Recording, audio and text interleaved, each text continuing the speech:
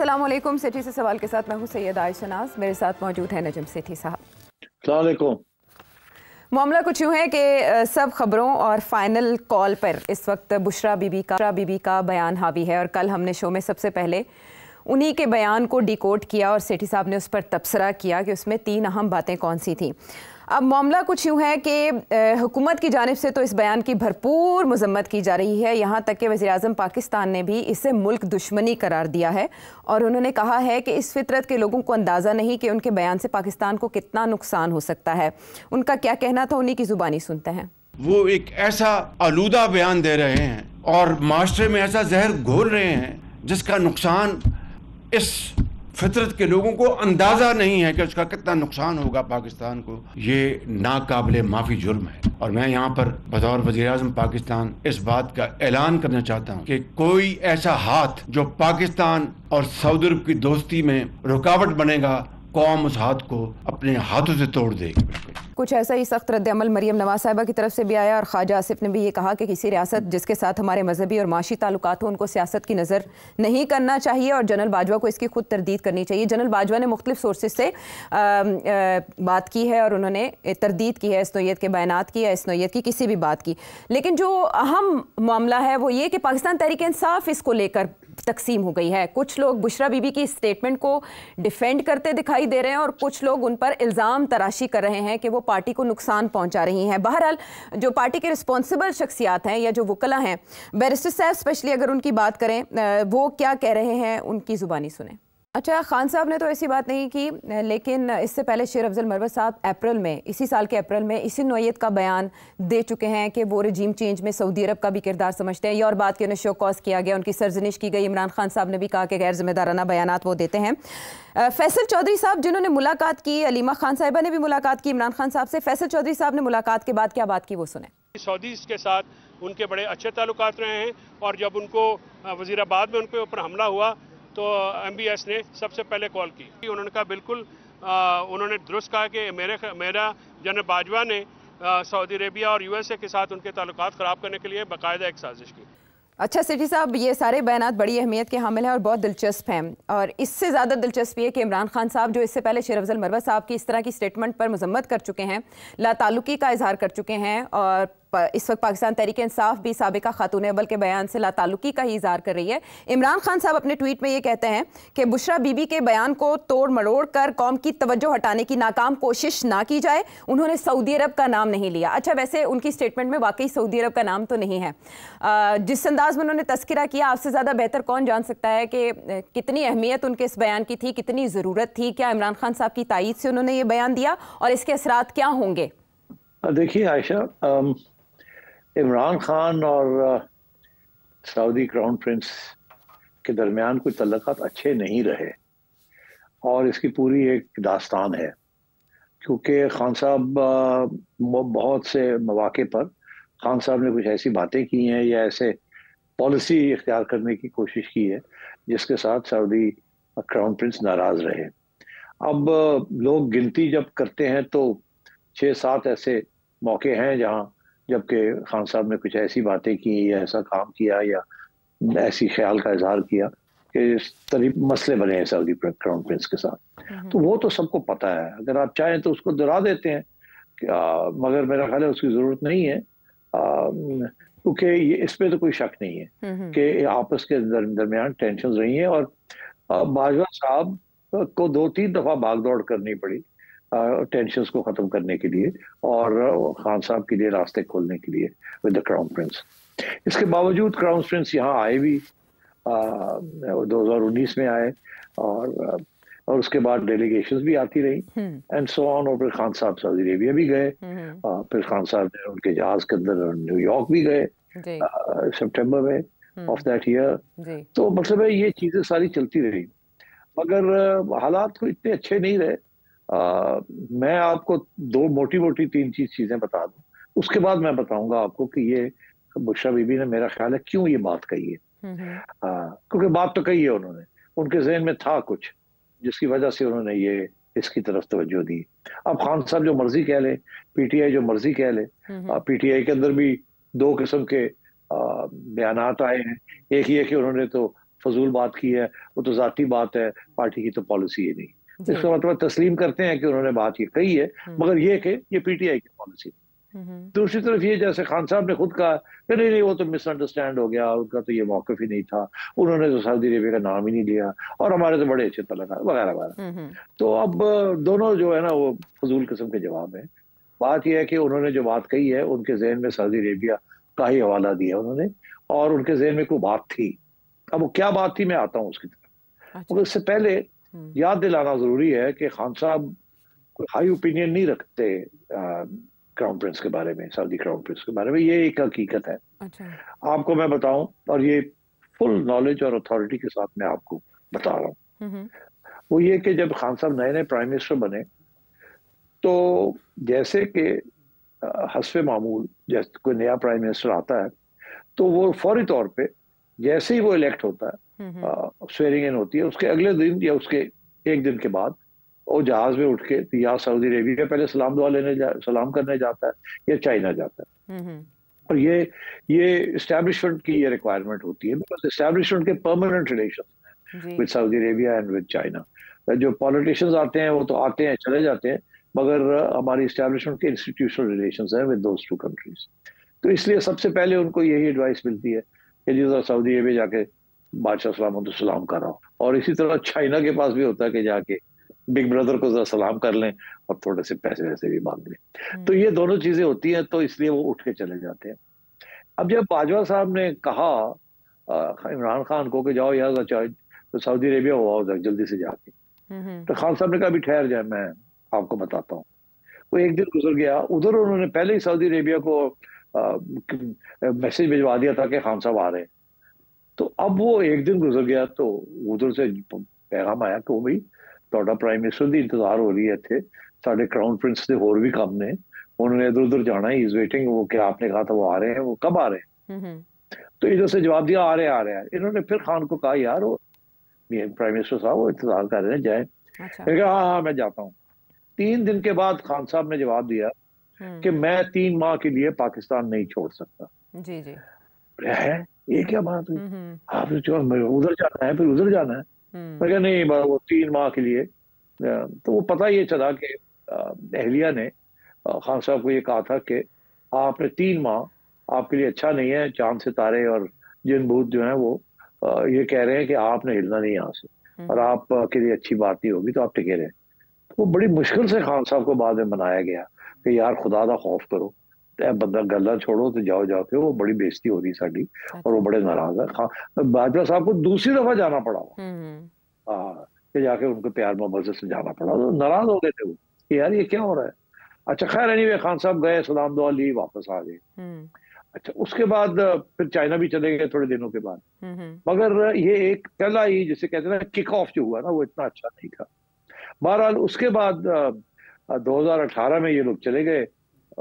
बुशरा बीबी के कोई शादी वादी भी अपनी बेटी की करानी थी, खान साहब भी चले गए, और ये पाव नंगा वाला जो केस है, ये वाला केस, ये जो तो ये उस वक्त कोई इसके ऊपर कमेंट्री कहीं दुनिया से नहीं आई। पाकिस्तान में कुछ लोगों ने कमेंट किया कि यार है की हो रहे, मगर इससे ज्यादा उसके ऊपर कोई बात नहीं हुई, और ना ही उसके बाद कभी कोई बात हुई। तो एक तो ये कि वो इशू नहीं था। अब पता नहीं जो ये बुशरा बीबी ने इसको उठाया वो मैं आता हूँ उसकी तरफ।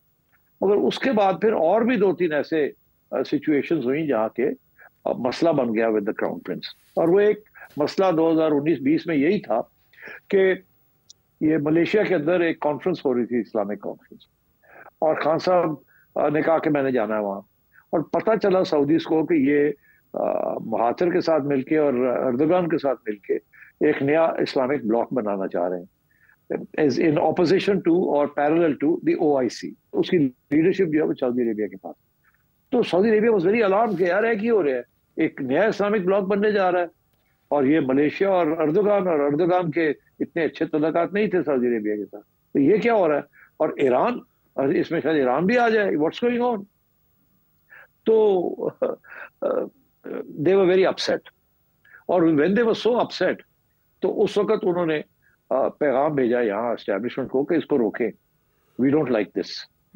तो उसको ये पैगाम दिया उन्होंने कि आप इनको रोके। इन्होंने एस्टेब्लिशमेंट ने खान साहब को कहा कि यार ना करो ऐसे, वो नाराज हो गए, आप मत जाए वहां। तो खान साहब ने कहा नहीं मैं तो जाऊंगा, मैंने जाना है वहां। अच्छा ये मसला बन गया, इस मसला इतना सीरियस बन गया कि फिर बाजवा साहब को, खान साहब को कहना पड़ा कि आप मेहरबानी करें, वो बड़े नाराज हैं, तो जाके जरा उन्हें मना लें। अच्छा। तो फिर खान साहब को भेजा गया सऊदी अरेबिया, और खान साहब एक दिन के लिए वहां गए, और क्राउन प्रिंस ने उनको 3 घंटे अपने होटल में इंतजार करवाई, फिर आके उनको मिले, और वहां से खान साहब ने कहा अच्छा जी मैं नहीं जाता हूं। अच्छा। तो खान साहब वापस आ गए, मगर खान साहब ने आने से पहले ही फोन कर दिया फॉरेन ऑफिस को कि अगर मैं नहीं जाऊंगा तो एक हाई पावर डेलीगेशन भेज देगा। वो भी सऊदीज को पता चल गया कि जी ये खान साहब तो नहीं जा रहे, मगर अभी भी ये भेज रहे हैं किसी को वहां। उन्होंने फिर ऑब्जेक्ट किया through the by the establishment कि यार ये क्या कर रहा है, हमें क्या कह गया नहीं, तो अब फिर ये गड़बड़ कर रहा है, व्हाट्स गोइंग ऑन। और फिर उस डेलीगेशन को रोका गया। एक तरफ खान साहब बड़े नाराज थे कि ये दे आर बुलिंग मी, उधर वो बड़े नाराज थे कि ये कोई नया ब्लॉक बनाने जा रहा है। तो ये इस किस्म की मिसअंडरस्टैंडिंग फिर से शुरू हो गई। चले आगे बढ़ते हैं। उसके बाद क्या हुआ कि खान साहब ने जाना था New York for the UN conference, जो एनुअल कॉन्फ्रेंस होती है जनरल असेंबली की। तो खान साहब ने जनरल असेंबली, तो उन्होंने कहा कि सऊदी अरेबिया जरा सलाम दुआ ले ले एक दफा ऑन योर वे। तो ये चले गए सऊदी अरेबिया, वहां क्राउन प्रिंस से मुलाकात हुई, मिट्टी पाओ, और खान साहब ने को उन्होंने अपना जहाज दे दिया कि जाएं जी आप अपने कमर्शियल जहाज में मत जाएं, क्राउन प्रिंस अपना जहाज दे रहा है, आपको ये लेके जाएगा। आप सोचिए कि दे वर बेंडिंग ओवर बैकवर्ड्स कि यार इसको हमने रोका है इस चीज से, तो थोड़ा जिद्दी है, चलो इसको थोड़ा सा कर देते हैं। तो वो उनके जहाज में चले गए। अब लोगों का नहीं कहना, मेरी सोर्सेस का ये कहना है कि उस जहाज के अंदर खान साहब ने जो लोग साथ बैठे हुए थे क्राउन प्रिंस की को बातें की। अब क्या मैं पंजाबी में बताऊं खान साहब ने क्या कहा जिसकी वजह से फिर सऊदीज को ट्रांसलेशन ढूंढनी पड़ी, वो की कहता पे है। उन्होंने टेक शिप की, सारा जहाज बाग था। खान साहब ने ठीक ठाक सऊदी प्रिंस की कि ये पौधा कौन है, देखो फलाना ढिंगा। अच्छा ये चले तो गए, वो रिपोर्टिंग हो गई। जब ये वापसी पे आ रहे थे तो सऊदी प्रिंस ने कहा अपने पायलट को कि जहाज में बैठे हुए थे और ये 2 घंटे की फ्लाइट के बाद पैगाम आया कि इनको वापस ले आए, इनको छोड़े, इनको वापस आपने जहाज में नहीं लेके आना। तो क्या हो गया ड्यूरिंग दैट ट्रिप हुआ ये कि खान साहब ने वहां कोई प्रेस कॉन्फ्रेंस की और वहां ये कहा कि जी मैं I am ready to play a role between Saudi Arabia and Iran जी तो उनके जो तल्लुकात हैं उनको ठीक करने के लिए I am ready to play a role. हालांकि सऊदी अरेबिया ने इनको कहा था कि आपने कोई ऐसी बात नहीं करनी, क्योंकि इसने यहाँ रियाद में भी इसने यही कहा था कि I am ready to play a role. उसको कहा था no no no, we don't want anybody playing a role, everything is under control, we don't want any mediation, हमारे इश्यूज हैं, आप प्लीज। इन्होंने जाके फिर वहां बात कर दी कि I am ready to play a role फलाना किसी इंटरव्यू। तो Saudis were really upset कि इसको कहा भी है कि डोंट, ये फिर he trying to be bigger than his boots, is he doing. तो एनीवे तो वो अब उन्होंने कहा जी इन्हें जहाज से वापस करो, लेट्स टीच दिस बगर अ लेसन। अच्छा अब ये हुआ कि वो जहाज से खान साहब को उतार दिया गया ऑन द वे बैक, और जहाज जो है वो खाली आया और कहा गया कि जहाज खराब हो गया था जी। और खान साहब कमर्शियल फ्लाइट लेके आ गए सऊदी अरेबिया, और वहां से एयरपोर्ट पे इंतजार ही करते रह गए कि शायद कोई मिलने आए। किसी ने घास वास नहीं डाला, फिर इंतजार करके एक और फ्लाइट लेके तो घर आ गए। अब वो हुआ क्या, मैं उस वक्त लंदन में था, ये मैं आपको बताना चाह रहा था। मैं लंदन में था। अच्छा। तो मेरी एक चिड़िया है जो कि सऊदी एम्बेसी में तो चिड़िया ने मुझे बताया कि ये हुआ। अच्छा।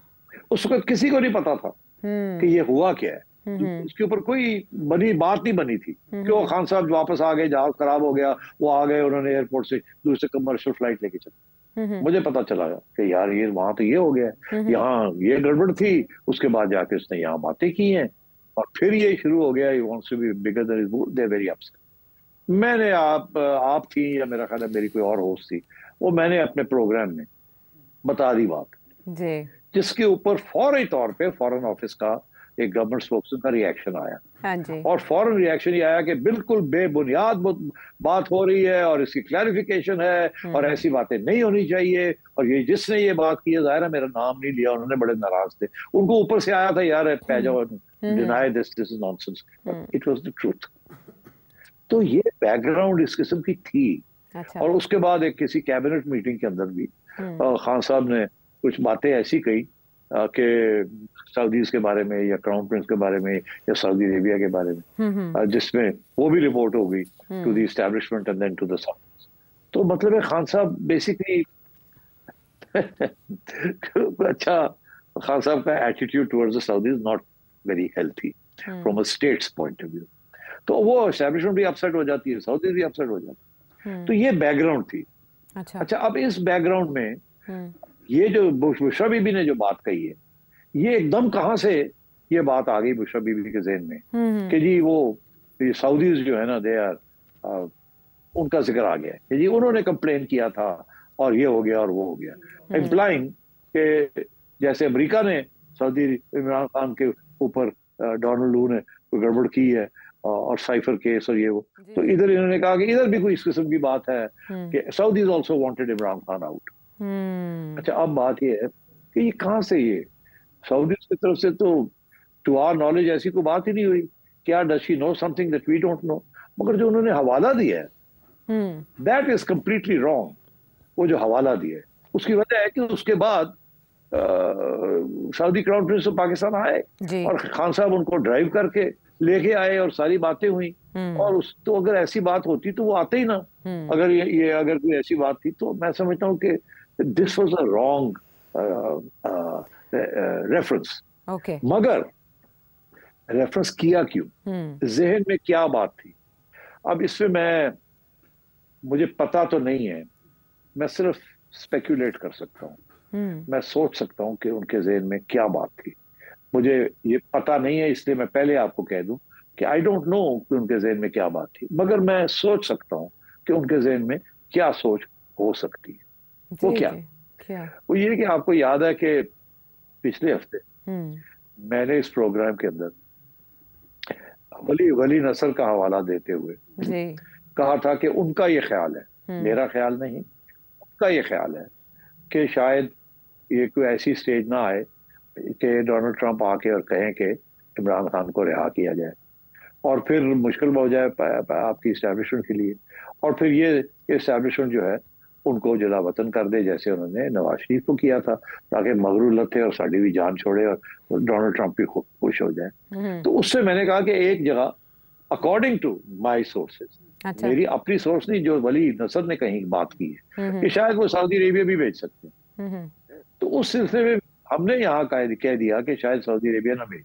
अच्छा, तो हो सकता है कि उनके ज़हन में हो कि वो तो हमारे पहले ही खिलाफ है, कोई ऐसी सिटी ने ये बात कर दी है पता है, और उसने कहा और किसी को हवाला दे रहा है और वो जो बंदा है वो बड़ा कनेक्टेड है, तो ये ना हो कि ऐसी कोई बात चल रही हो तो मैं अभी इसके ऊपर पानी फेर दूं। तो ये ऐन मुमकिन है कि उनके जहन में ये था कि अगर खान साहब की रिहाई होती है तो डोनाल्ड ट्रंप की वजह से या किसी और वजह से, तो शायद उनको सऊदी अरेबिया ना भेज दिया जाए जबरदस्ती जहाज पे बैठा के और वहां ढक न दिया जाए किसी महल के अंदर। तो ये हो सकता है, but I don't know.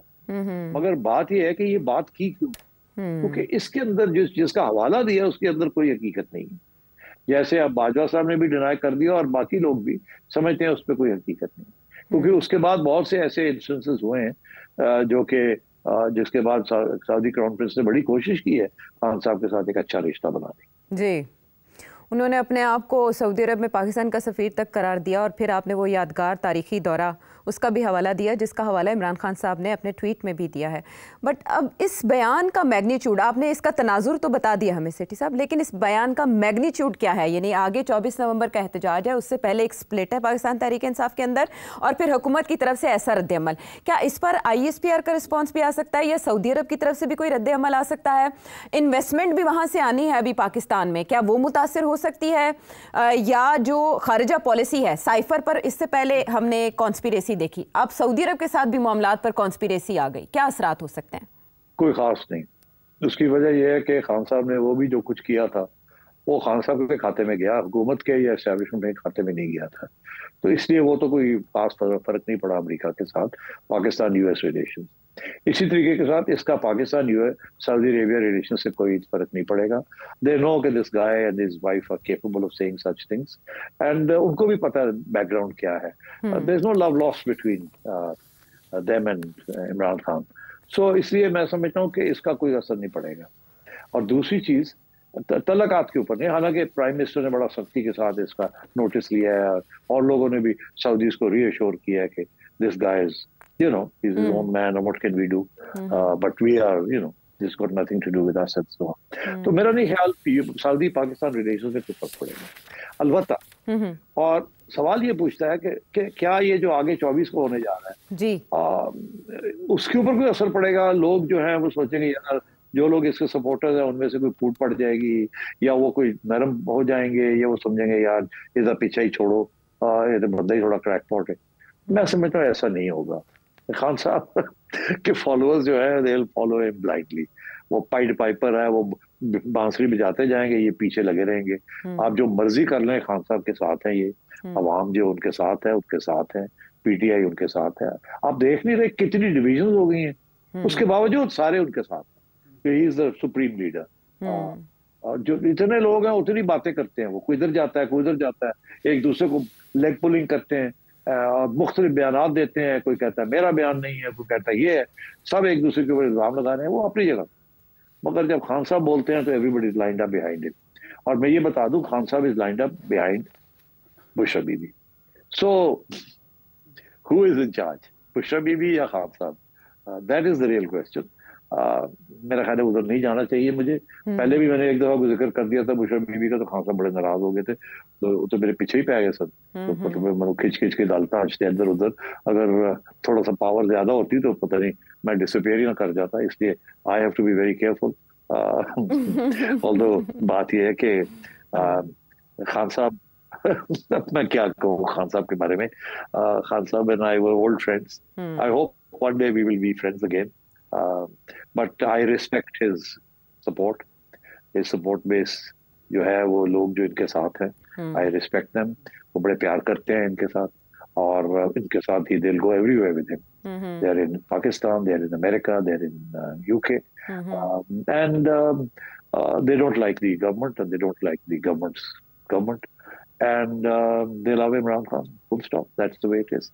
And जो मर्जी आप कर लें खान साहब के खिलाफ, it will not matter to them. That support base is solid. अच्छा, ब्रेक से पहले सिर साहब अगर इन शॉर्ट आप बता सकें कि इतने तनाज़े के बाद क्या बुशरा बीबी का एक और वजाहती बयान आ सकता है सामने, हालांकि वो गैर सियासी हैं और तंजीमी ओहदा भी पार्टी का उनके पास नहीं है, क्या इतनी शोर शराबे के बाद एक और स्टेटमेंट उनकी तरफ से आएगी? और क्या वो अरेस्ट भी हो सकती हैं मुस्तकबिल करीब में, क्योंकि 26 नवंबर को उन्हें गिरफ्तार करके पेश करने का हुक्म है एक अदालत की जानिब? जी हाँ, दो सवाल आपने पूछ लिए।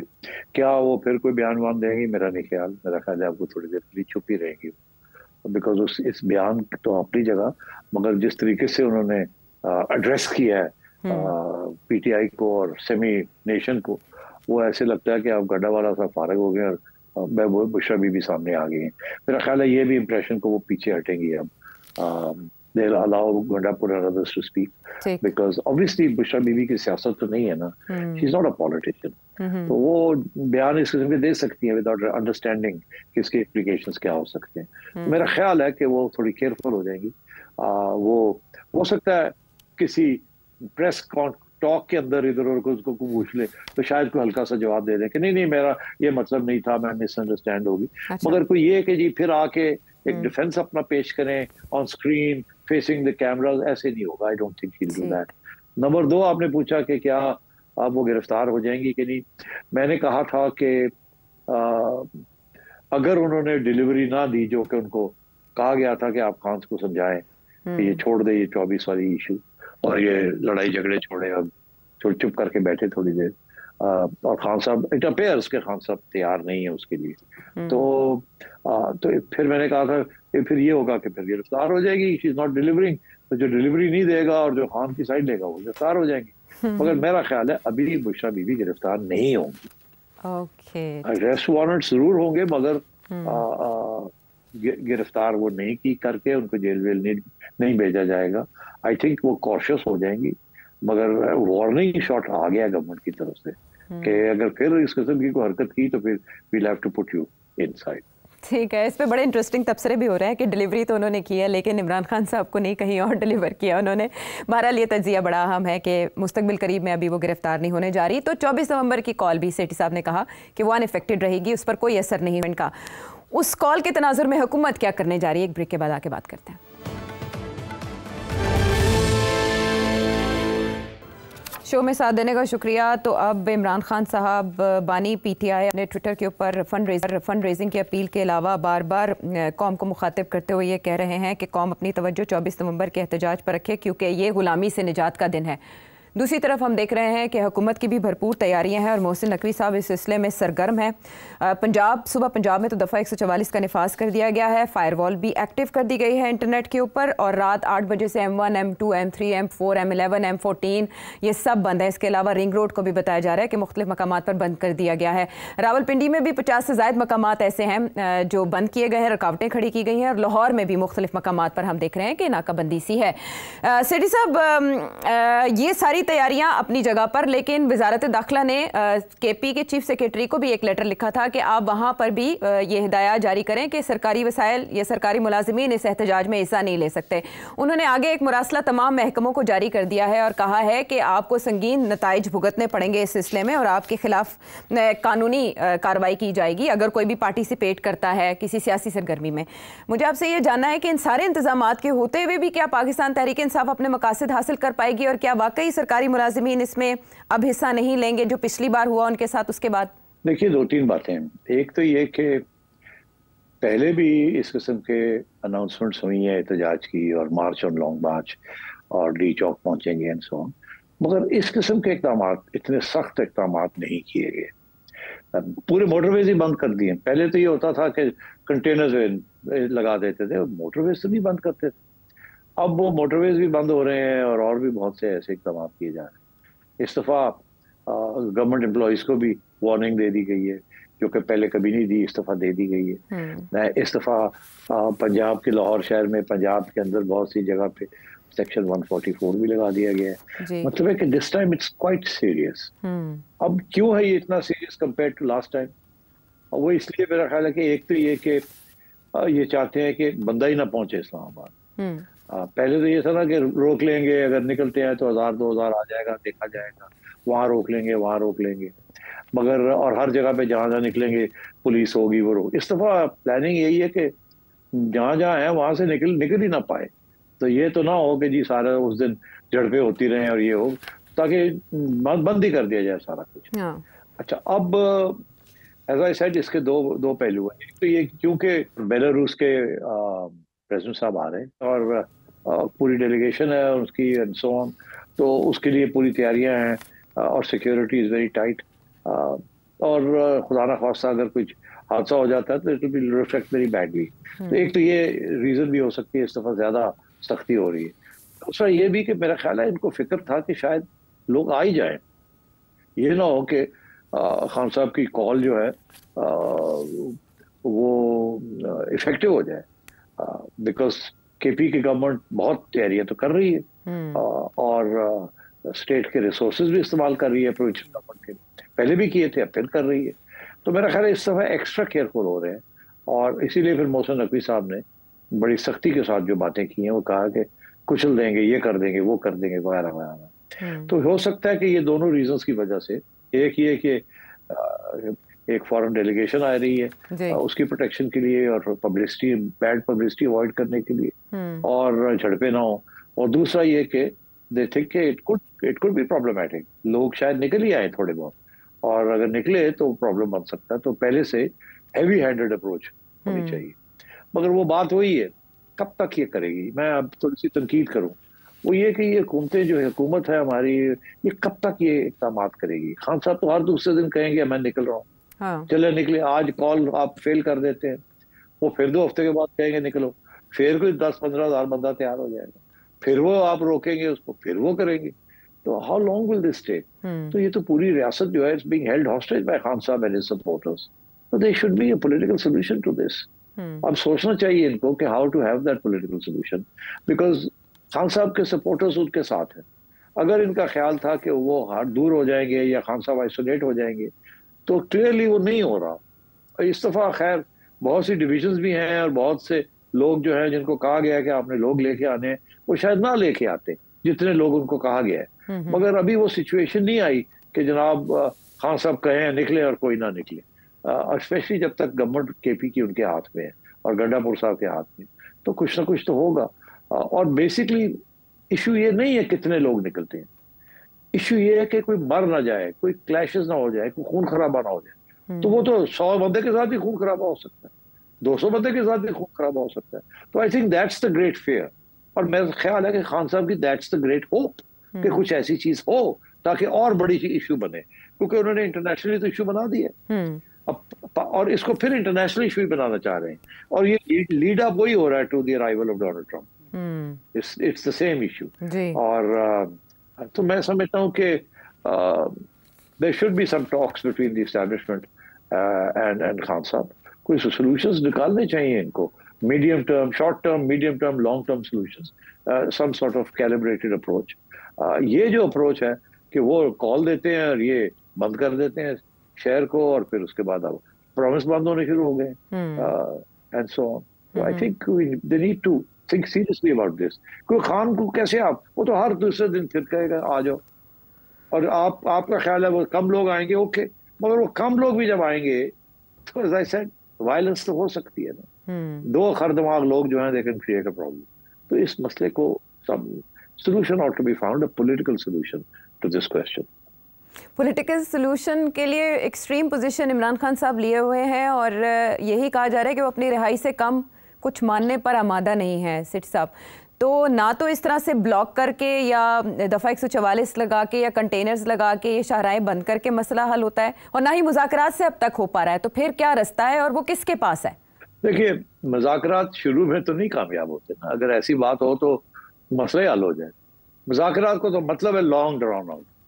एक वो आए वो गए, वो आए वो गए, वो रिजेक्ट हुआ, वो रिजेक्ट हुआ, वो रिवाइज हुआ, वो कॉम्प्रोमाइज नहीं ऑफर हुई, नया फॉर्मूला ऑफर हुआ। ऐसे ही होता है, ये रातों रात नहीं होता। मगर अगर अभी कुछ शुरू हुई है बात, तो मेरा ख्याल है अगर इस बात को चलाएं तो 3-4 महीने के अंदर अंदर या 2-3 महीने के अंदर अंदर कोई ना कोई किसी किनारे पे जाके बैठ सकते हैं दोनों साइड्स। तो मेरा ख्याल है ये मुज़ाकरात जो अटेम्प्ट हुई है इसको जारी रखना चाहिए, एंड आई थिंक कुछ सीरियस लोगों को बीच में डालना चाहिए। And I think somewhere along the line you can find some, as I said, short-term solution, medium-term solution, on your way to a long-term solution. ठीक, और अभी तक इसी भी सिलसिले में पेशरफ्त के दावेदार हैं कुछ सोर्सेज, और वो ये कह रहे हैं कि हुकूमत की जानिब से मुस्तकबिल करीब में कुछ रिलीफ की पेशकश की गई है बानी पीटीआई को, लेकिन कोई रास्ता नहीं निकला, और कहा है कि आप संगजानी के करीब एक पुरअमन रैली निकाल के डिस्पर्स हो जाएं, क्योंकि एक प्रेसिडेंट बेलारूस के प्रेसिडेंट अपने वफ्द के साथ आ रहे हैं, तो वो कम अज़ कम उनका विजिट पुरअमन तौर पर हो सके। कहीं और अलबत्ता चिंगारी सुलग रही है, और बिलावल भुट्टो जरदारी सोर्सेज बता रहे हैं कि वज़ीर-ए-आज़म से मुलाकात की पेशकश हुई, उन्होंने इनकार कर दिया, वो मुल्क से बाहर चले गए, दुबई के बाद वो यूरोप जाएंगे, सेंट्रल एग्जीक्यूटिव कमेटी का इजलास भी मुलतवी हो गया, उनकी वापसी पर होगा, मुस्लिम लीग नून के साथ इत्तेहाद पर गौर किया जाएगा, नजरसानी की जाएगी। ये मामलात क्या हैं, सेठी साहब से जानेंगे एक ब्रेक के बाद।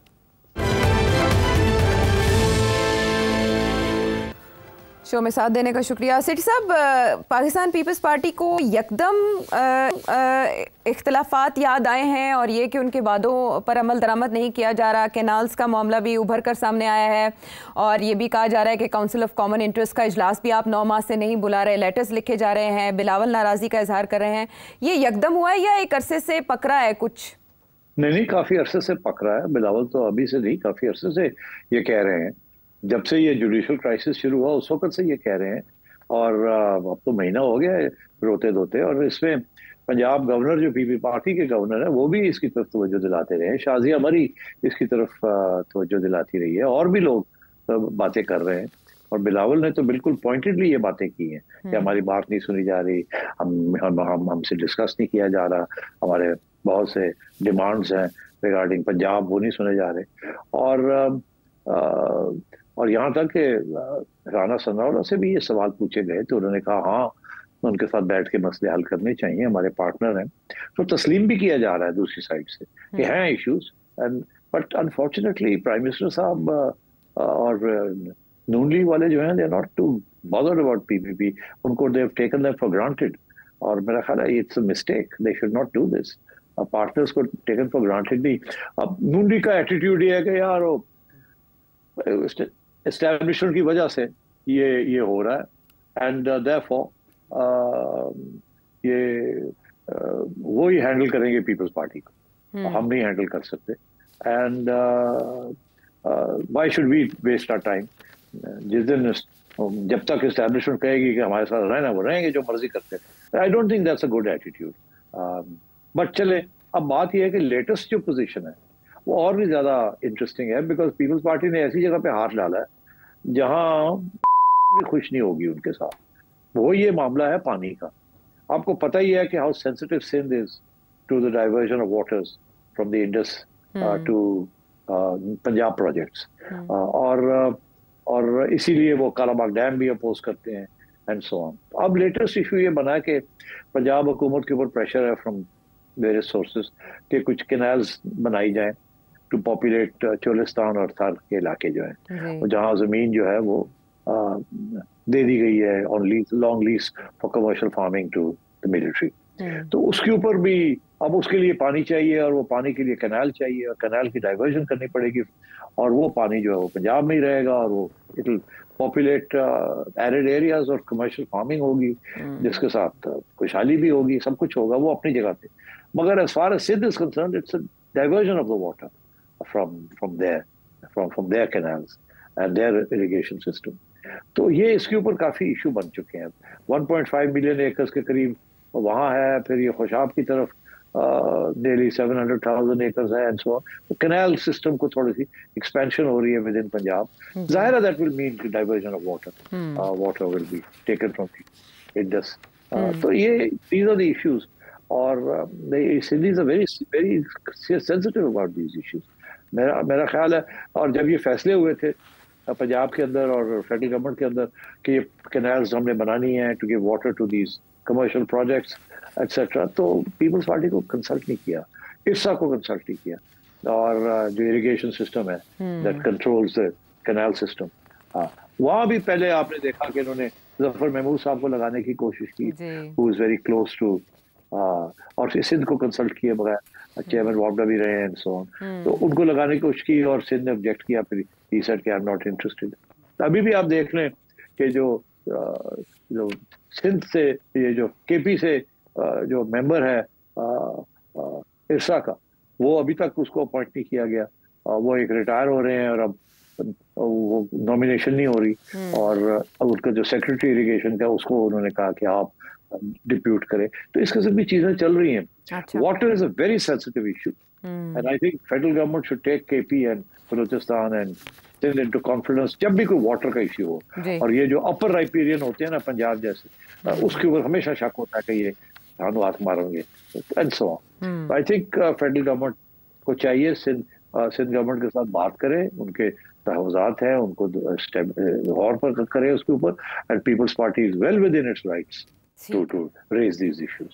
चलें, ये मामला हमने जाना तफसील से। अब फ़ौरन एक सवाल शामिल कम है यार मोहम्मद वकार साहब पेशावर से।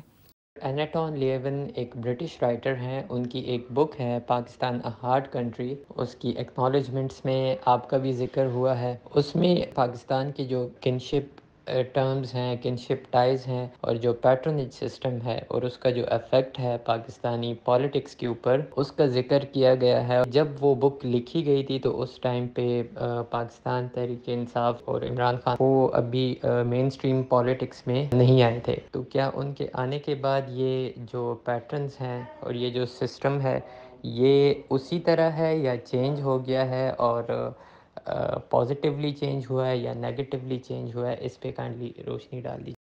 अब मुख्तसर जवाब देता हूँ कि देखिए, वो किनशिप पैटर्न्स जो है वो किसी के कहने के ऊपर ख़त्म नहीं होते, और उनकी जो सियासत के अंदर मदाखलत है या शमूलियत है वो ख़त्म नहीं होती जस्ट बिकॉज एक नई पार्टी आ जाती है और वो कहती है कि हम तो मरूसी सियासत के साथ हमारा कोई तल्लुक नहीं है, और एंड सो ऑन, और हम तो मिडिल क्लास को सपोर्ट कर रहे हैं। बट एक्चुअली होता यही है कि जब वो इलेक्टेबल्स की तरफ जाते हैं तो वहाँ सारे वही किनशिप के पैटर्न्स जो है ना they work, specially in Punjab and KP and Sindh, because ये सोसाइटीज अभी भी बड़ी बहुत हद तक ट्रेडिशनल है, एंड ट्रेडिशनल सोसाइटीज के अंदर किनशिप इज वेरी इंपॉर्टेंट। अभी तक भी यहाँ हम तो समझते हैं कि हिंदुओं में कास्ट सिस्टम है, मगर हमारे यहाँ भी तो बहुत बड़ा कास्ट सिस्टम है। उसको हम कास्ट सिस्टम नहीं कहते, मगर वो है तो सही कास्ट सिस्टम, जबकि सब क्लैंस और जट्स और राजपूत और फलाना और टिंगड़ा और हराई और ये सारी चीजें चलती है। ग्रुप डायनामिक्स हैं हमारे यहाँ भी and so on, but not in the same way as the caste system in India. But यहाँ भी हायरार्की नहीं है उस किस्म की, but certainly group politics definitely है। तो और अब आप देखें पीटीआई के अंदर भी आप नोट करेंगे कि कितनी किनशिप चलती है। थोड़ा सा इसमें डिटेल में जाएं तो यू विल फाइंड कि फलाना बंदा क्या है, उसके पीछे क्या है, उसके आगे क्या है। और अब हाल ही में आपने देखा कि बुशरा बीबी भी सामने आ गई है। अब ये किनशिप का नहीं है तो फिर साइन नहीं है तो किसका साइन है? बुशरा बीबी भी अब मेरा ख्याल थोड़ी रिट्रीट करेंगी बिकॉज ऑफ द फोपा जो फजूल सी बात कर दी उन्होंने, जो कि शायद उन्हें एहसास नहीं था, या अगर था तो वो कुछ गलत सोच थी। तो मगर ये किनशिप जो है बिल्कुल ये बड़ी ट्रेडिशनल चीज है और ये रहेगी। It will take many decades कि किनशिप रिलेशंस जो है ये खत्म हो। अर्बनाइजेशन के साथ कम होती है, रूरल एरियाज में जो है वहाँ ज्यादा होती है, और exposure to the rest of the world से कम होती है, but that will take some time. अभी हमारी पॉपुलेशन जो है फुली अर्बनाइज नहीं हुई। जब फुली अर्बनाइज हो जाएगी और एक नई मिडिल क्लास बन जाएगी जिसके अंदर money and will be more important than kinship, so then we might see some change, but it will be slow. It will be slow in coming. Just because PTI आ गई है इसके साथ ये मतलब नहीं है कि पुराने patterns of voting behavior and traditional politics खत्म हो रही है। अभी भी धड़े की पॉलिटिक्स चलती है, किनशिप चलती है।